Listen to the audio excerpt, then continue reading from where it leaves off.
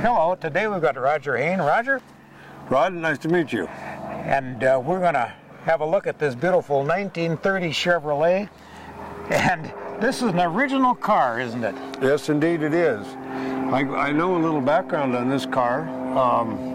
The gentleman who bought it in 1930 bought it in Grand Forks, North Dakota. Okay. And he was 32 years old, and he drove it sparingly until World War II started. In 1941, now the car's 11 years old. Yes. And it's got about 18,000 miles on it, and he put it away.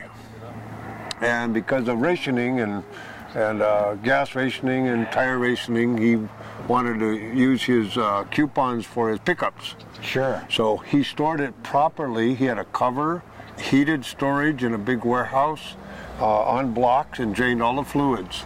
That's how it remained in this beautiful condition for so many years. He kept the car until he passed away at age 82 years old, and passed it on to a good friend of his, who in turn owned it for about 15 years, and then he passed away.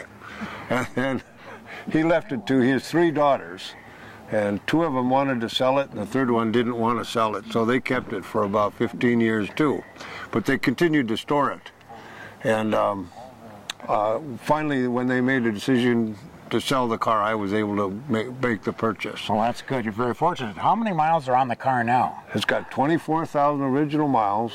It's original paint, original upholstery. The upholstery isn't even soiled. By the mirror, there's a little clock, a little Art Deco clock, and it keeps perfect time, which is just, to me, just amazing. Yes. Yeah. And I've got to tell you about these little sun visors. Okay, tell us about the sun visors. Yeah, I talked to the Antique Automobile Association historian for early Chevrolets. Okay. And he said that these little canvas sun visors were a Chevrolet-approved, dealer-installed option. Okay, they even did that back in 1930. Back in 1930. And according to that historian, they've never seen a car with these little canvas sun visors that survive because they rot.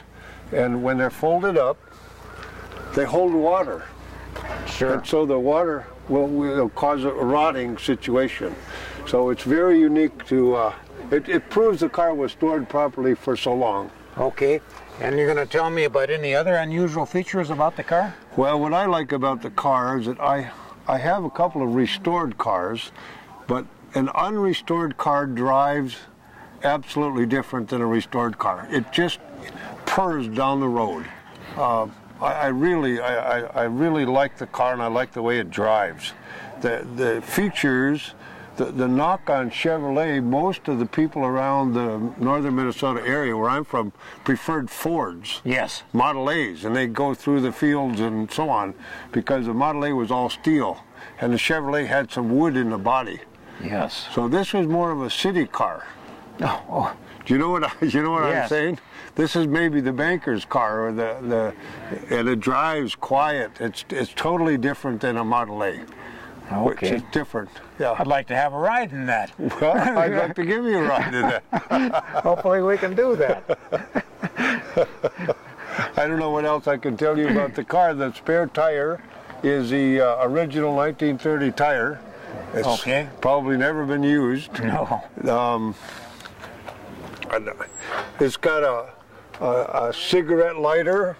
Wow. Which is on a long wire that in a little coil box, and then pull it out like this and light your cigar, and then back in again. And that still functions. All the gauges function. It's a very nice little car. Okay. Well, I want to thank you, Roger, for showing us this car. Well, thank you. We appreciate that.